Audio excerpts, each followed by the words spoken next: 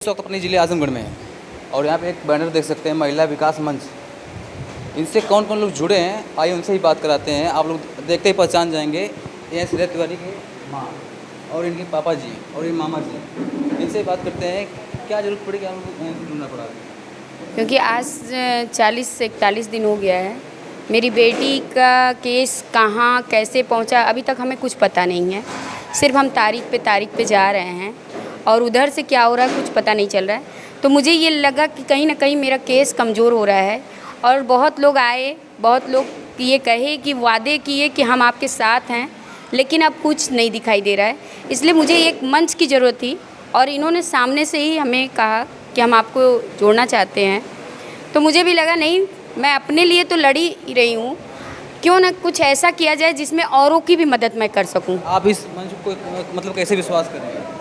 विश्वास इसलिए कर रही हूँ क्योंकि जहाँ महिला शक्ति हैं तो कहीं ना कहीं थोड़ा बहुत ये है उम्मीद, क्योंकि इन लोगों ने शुरू से ही हमें वॉच किया है और आप ही के मीडिया के द्वारा जो है कि इन्होंने वॉच किया है, मेरी आवाज़ों को सुना है तब जो है। और आज पहला ही सवाल इन्होंने ये उठाया कि अगर आप रहने वाली आजमगढ़ की हैं, आपकी बेटी का ये हत्या भी आजमगढ़ में हुआ, तो फिर आपका जो केस था वो मऊ क्यों गया, किस चीज़ पे उन्होंने भेजा, ये मुझे जानना ज़रूरी है।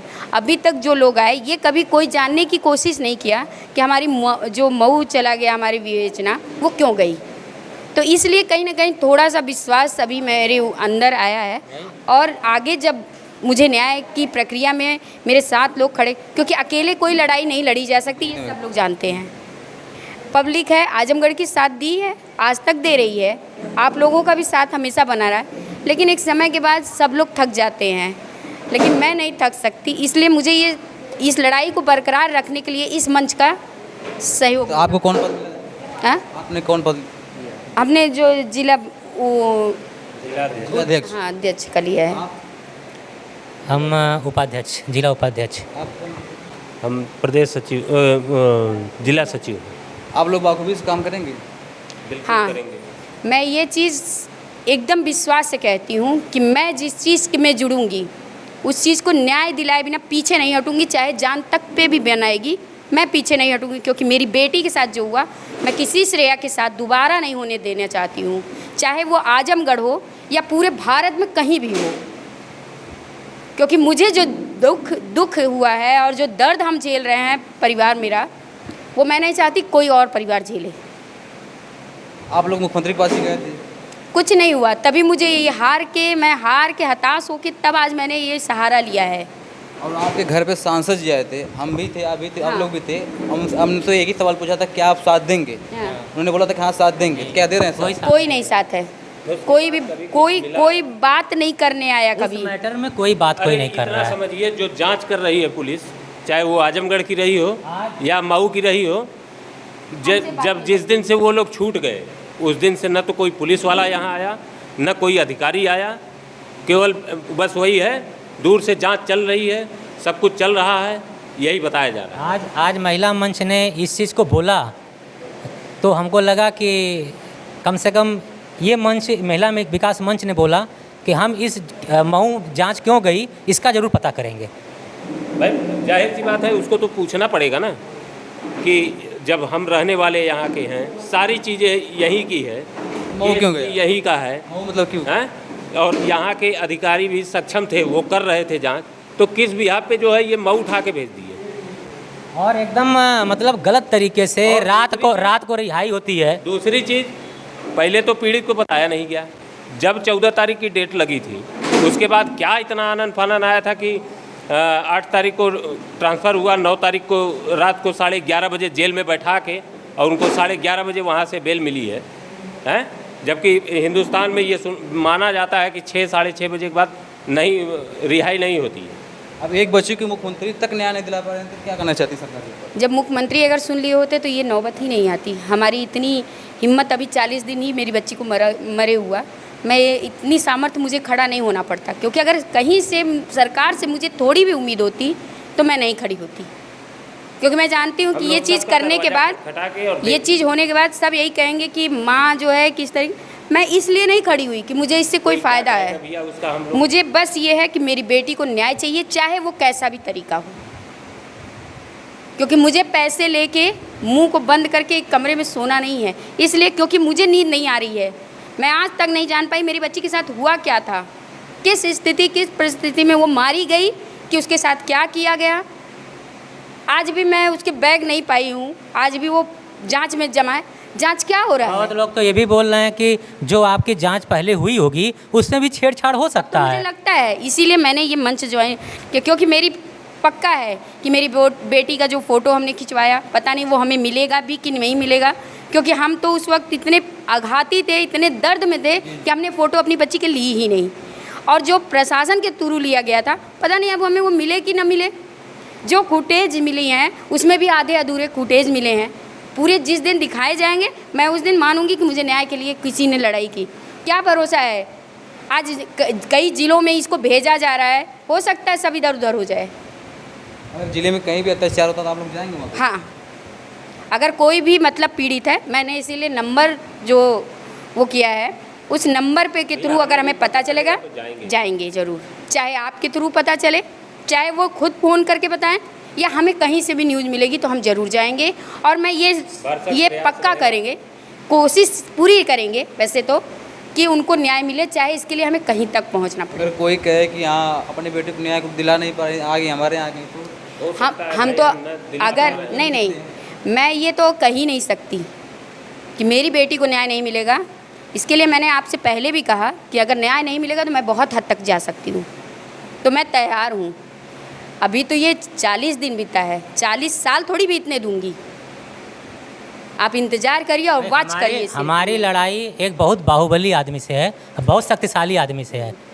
हमारे उनके आगे हमारी कोई लड़ने की औकात नहीं है, लेकिन मैं अगर लड़ रहा हूँ तो सिर्फ अपने हिम्मत और बल पे, क्योंकि मेरे पास खोने के लिए अब कुछ नहीं है।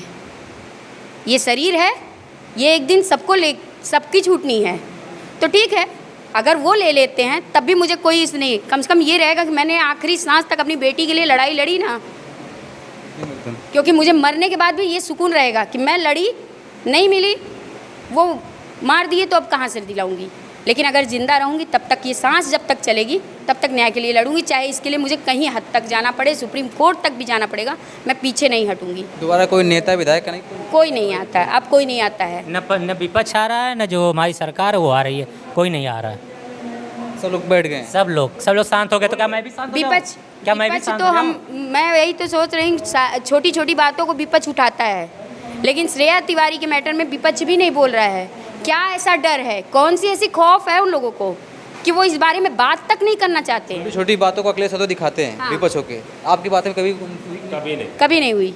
क्या करना चाहेंगे आप लोग? जरूर बात तो हम उनसे करना चाहते हैं, और मौका मिलेगा तो हम करेंगे बात भी, उनसे। करेंगे।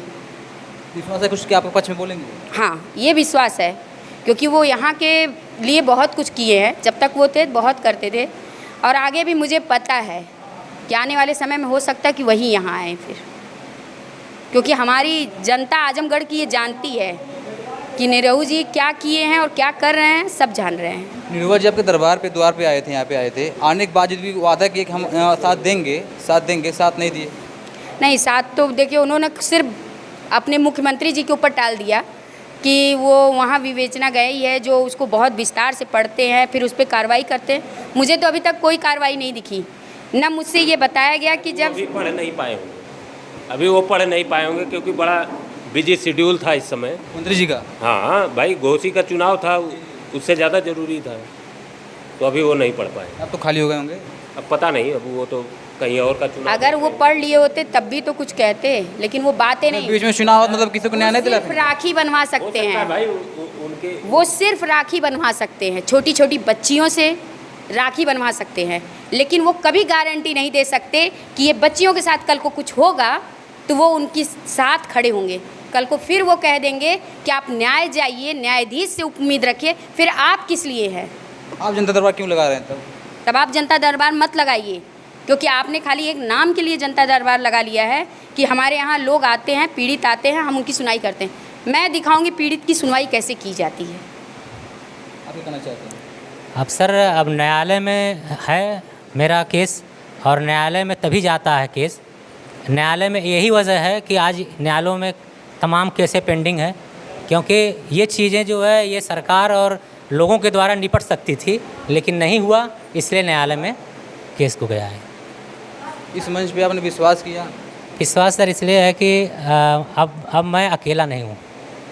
अकेले अगर आप रात में जाते हैं तो डर सा लगेगा, लेकिन अगर 10 लोगों के साथ जाएंगे। हमने जिस पे विश्वास ही किया था तो क्या मिला हमें? अभी 40 दिन तो हो गए, क्या मिला हमको? आप लोग भी देख रहे हैं कि हम एकदम। जहाँ थे वहीं पे हैं, आज भी वहीं खड़े हैं। जो लोग बनते वो भी छूट गए। हाँ, वो भी छूट गए, वो भी अपना आराम से घूम रहे हैं, टहल रहे हैं। हम तो नहीं नॉर्मल हो पा रहे हैं क्योंकि हमारी बच्ची गई है। मतलब आज आप लोग ने सोमवार है, जब जब सोमवार आता है तब ये लगता है कि आज का दिन वो था जो मेरी बेटी चली गई। आप लोग बीच में परेशान है, ना इधर के ना उधर के हुए हैं। हम कहीं के नहीं हुए हैं। हम कोर्ट जाते हैं, तारीख पे जाते हैं, घंटों बैठते हैं, सिर्फ हमें क्या सुनने को मिलता है? अगली तारीख आपको मिली है। मुझे तारीख नहीं चाहिए, मुझे न्याय चाहिए, सिर्फ न्याय चाहिए। धन्यवाद बात करने के लिए। और यही कहेंगे कि वीडियो आप लोग शेयर करते रहिएगा, जिस तक आप लोग इतना 40 दिन तक शेयर किया उस तक और आगे शेयर करते रहिएगा ताकि न्याय मिल सके। जय हिंद, जय भारत।